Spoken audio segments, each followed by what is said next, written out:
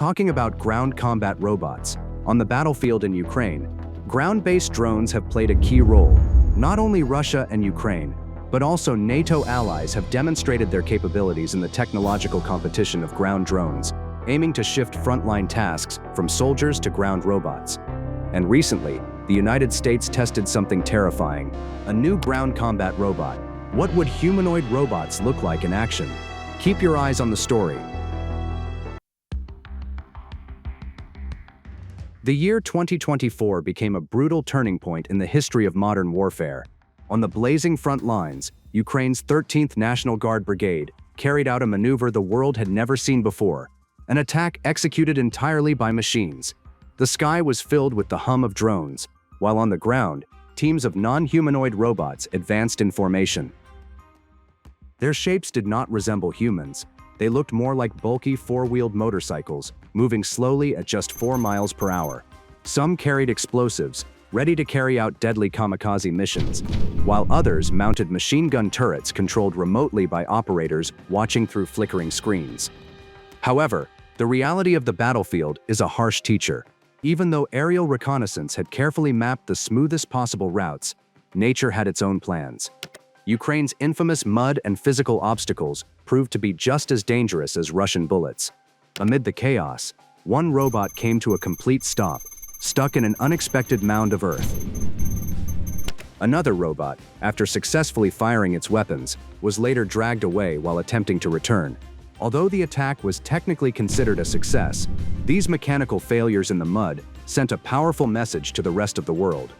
The United States closely observed every detail of these failures. The Pentagon was not just watching, it was turning Ukraine into a live laboratory to test the limits of its technology. The tactical weaknesses and fragile mobility of wheeled robots in devastated terrain were studied extensively. Less than 2 years later, an evolution emerged. The Phantom Mk1, a humanoid robot that looks like it came straight out of a science fiction film, now stands upright and is ready to take on the most dangerous roles on the battlefield. The US is now developing its own high-powered version for the most high-risk ground combat operations. However, there is a paradox in the design of Phantom. The role of this humanoid combat robot may not be to serve as an unstoppable marksman. Instead, this machine can be seen more as a bullet sponge, rather than simply a killing machine. Why? Because the short-term value of humanoid robots does not lie in their shooting skills, but in their ability to replace human lives in situations where death is almost certain.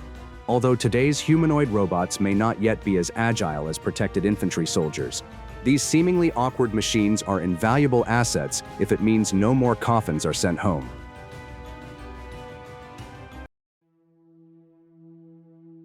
The decisive advantage of humanoid robots over unmanned ground vehicles, seen in Ukraine, lies in how they interact with the human world.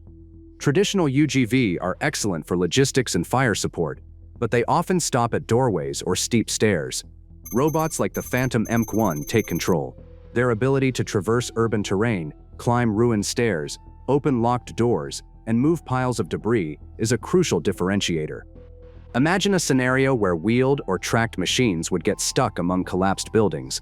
Humanoid robots, on the other hand, can operate in highly complex terrain, ranging from dense forests to urban areas filled with building rubble.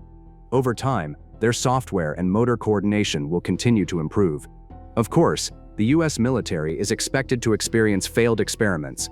However, it appears well prepared to accept those failures by continuously training humanoid robots to master basic movements and repeat them precisely on command. At present, whether remotely controlled or operating autonomously, these robots may still appear slow and stiff in new environments, but we might be surprised that one day, humanoid robots will be able to move faster than we ever imagined. Standing nearly 6 feet tall and weighing 176 pounds, the Phantom is being developed for what the US Army calls breaching operations. Its appearance is intimidating: a jet-black steel body, a glass visor-like face shield, and 5-fingered hands covered in tactical gloves. Its narrow waist shows that this is purely a machine, not just a human in a robot costume.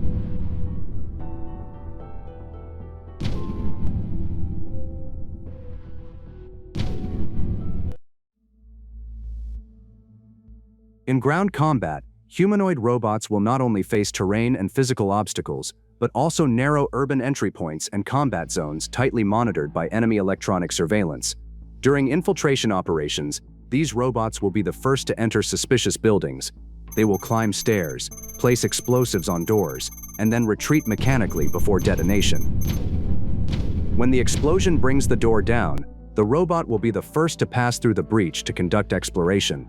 If there are traps or enemy fire waiting behind the door, it is the robot that will trigger them and absorb incoming bullets, not human teammates. In this context, the robot does not need to be fast or as agile as an athlete. It only needs one thing: reach the objective and survive long enough to clear the path. As the first wave of armored assault forces, the Phantom is equipped to handle standard weapons such as assault rifles, although the accuracy of remote operators in the chaos of combat remains an open question.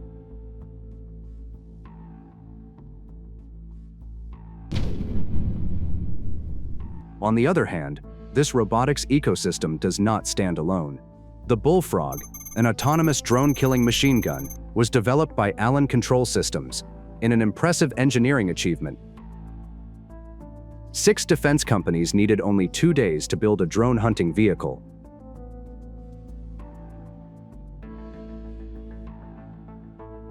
AUSAC and ACS provide mobility and lethal firepower, while Havoc funds the autonomous driving software. Leonardo DRS contributes a precise radar system, and PicoGrid connects the entire system so it can operate as one unified unit.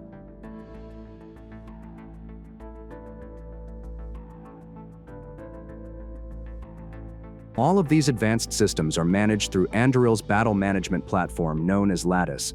This is a hunter-killer team of ground robots designed to autonomously navigate the most dangerous battlefields, with the goal of shooting down swarms of unmanned aerial systems attempting to target U.S. forces. After years of heavy investment in linking various combat platforms, the U.S.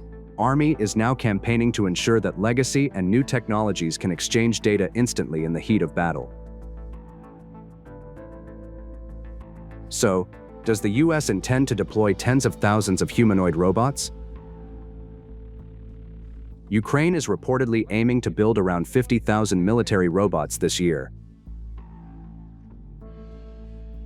That's all for today's episode, and thanks for watching.